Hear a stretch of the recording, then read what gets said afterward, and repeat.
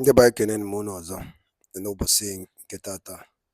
Unu na-anụ ka o si ada, ka ị na-ada n'ife akwụghị n'afọ ụzọ.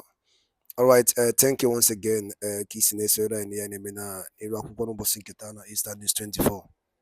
Anyị si na-edere onye ọbụla niile na mma na nchi na ya dịka echi na-echi ada agwụ agwụ. Otu anyị kwuru otu akụ ya dịrịrị. Ise ise ise.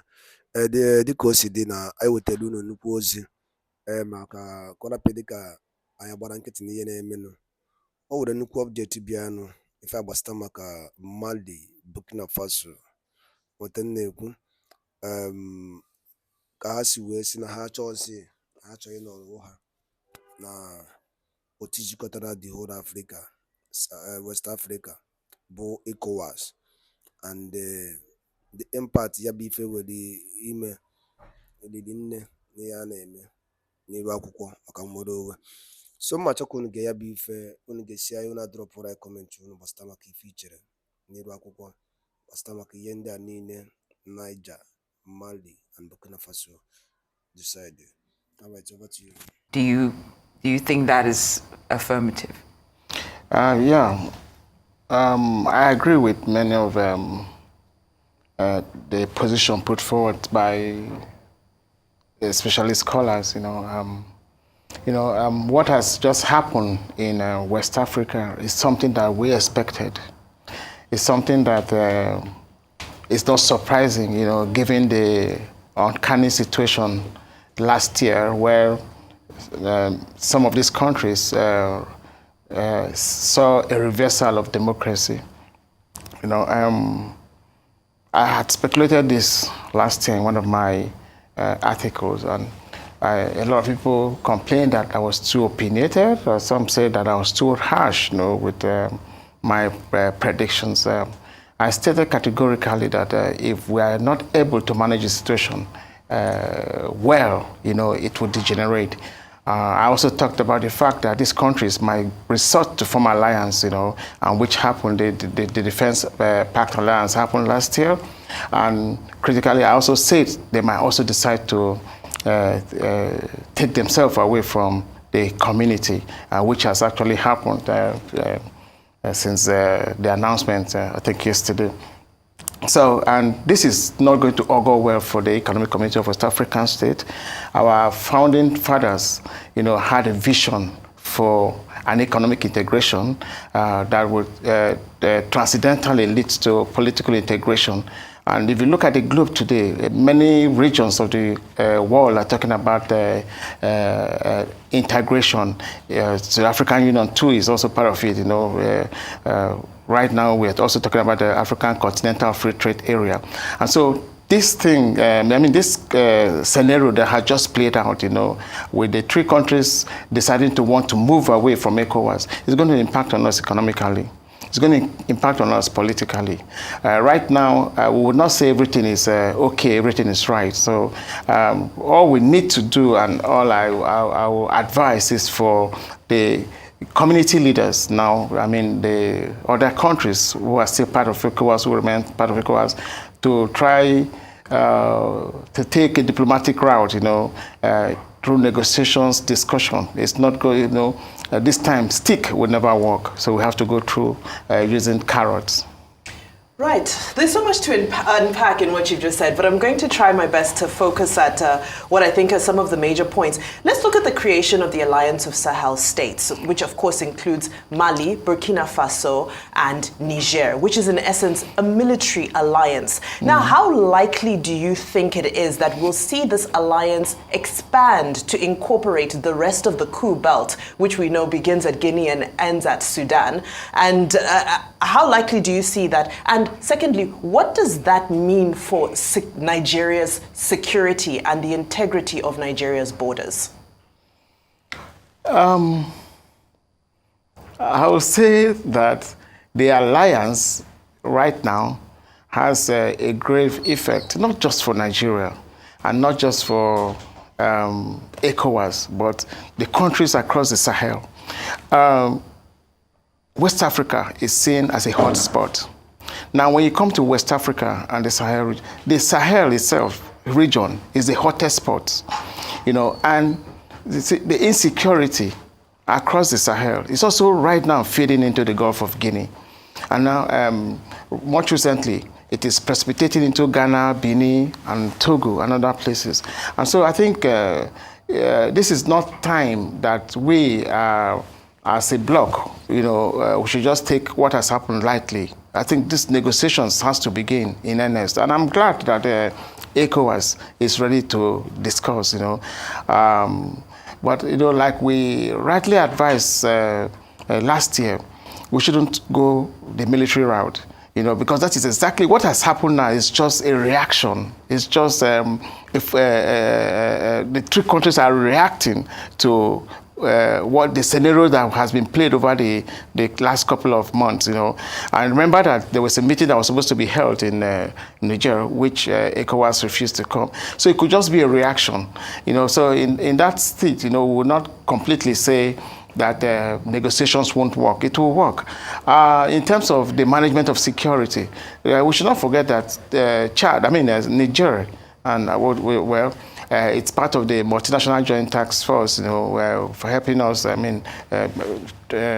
of the group of countries fighting insecurity in the Sahel region, where we are all bordered, and so I think it will have a grave impact on us too, because you see, issues of insecurity with the specific focus on terrorism and insurgency is not a one nation thing. It has to be concerted effort. Nations have to come together to fight terrorism, and so I think we really need these countries around, to help us. Now, the escalation too, if not well managed, will precipitate into other parts. You call the Sudan, Somalia, and every other part, and you find out that insecurity is being fed from all these parts of the world, the continent into the Sahel, and so we really need to take the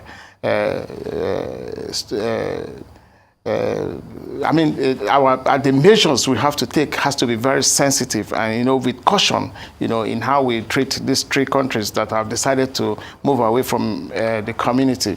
But in as much as we find ourselves in this situation, I think we also need to begin to move away from the blame game. I realized too, some political analysts are actually blaming our president. I don't think it's a fault of our president. He's only just the first among equals, just because he's the chairman of ECOWAS. I think this is beyond any nation. So even the decisions that were taken by ECOWAS last year were not taken by one nation. It was taken by the community.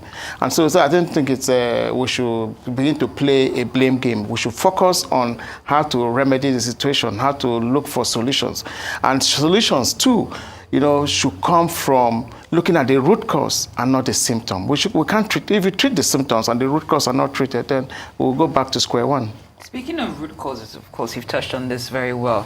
It has been said that this discontent was one that signaled, or this departure is one that signaled growing discontent among the three nations based on how ECOWAS has addressed the economic and security challenges in the region. So whatever way we'd like to look at it, ECOWAS's hands are not necessarily clean in this matter. So what shape would reforms take? Because if you're going to bring them back into the fray, you said we need to dangle carrots and not use sticks. That's what you said earlier on. What do those reforms need to look like that would, be suitable for both sides in terms of the bloc and the disgruntled countries? Well, like I said, the reforms, in terms of, if you meant reforms from within the community, that's the economic community of West African states, I don't think, first, let's go back home to our individual countries. That's where we begin from. Now, the question we should be asking ourselves is, why are military coups coming back? After the triumph of democracy, the third wave of democracy that started in the 1990s. So why are we reverting back to military coups? I think there are a lot of underneath causes for why military coups are coming back. And it has, I think, One, it has to do with the satisfaction of the people. The third wave of democracy was fought by people, who yearned for democracy because they felt democracy was going to give them the good life. And unfortunately, liberal democracy has never given them that good life. There had been a lot of crises, problems, since the advent of liberal democracy in Africa. So we now begin to look for where we have made the mistakes and correct that mistake. Because if we correct those mistakes, most of these problems won't come up. Now, secondly, you also look at issues across board, issues of leadership and governance across board, not just within the ECOWAS region, but across the continent. You see, we need leaders that are people-oriented, leaders that are people-focused, leaders that are development-focused. If we're able to have this kind of leadership, and what necessitate development, economic growth and development is put in place, I think that will go well for the people. Solutions will begin to come, and most of these crises, military purchase will become a thing of history. Now, move there, we should reorient our people, and reorientation will start from education. Let's focus on science and tech, which will also give impetus to industrialization. There's no country that can develop without industrialization. There's no country that can develop without science and tech. There's no country that can develop without technology. These are things that the developing countries, Africa, ECOWAS countries within the ECOWAS zone should focus on. Now, when we begin from there, we now look at the Economic Community of West African States. What is it that we're not doing right? What are the new conventions or treaties? Do we have to renew our treaties? And what will the treaties take into consideration, or the conventions, the new conventions? What should the convention take into consideration in order to remedy this uncanny situation we find ourselves? Now, much more importantly, and which is I've heard even by the former Minister of Foreign Affairs, Professor Bola Akiyemi, talked about the interplay of superpower rivalry in Africa. It's a part of the crisis in Africa as caused by superpower competitions, rivalry in Africa. And we think Africa should begin to take the bull by the horn. They should determine their fate. It is not the superpowers that should determine the fate of Africa. So across board, it's a very uncanny situation because they are all here. Sometimes last year I was asked to come and look at the global transformation. I also look at superpower rivalry in Africa. And I told them, you can't be talking about superpower competition. You see, when you look at superpower competition in Africa, you trivialize Africa. You make Africa look like something that you can just keep on the table and start dissecting like a piece of cake and say, you take this, US take this, Russia take this, China take this. No.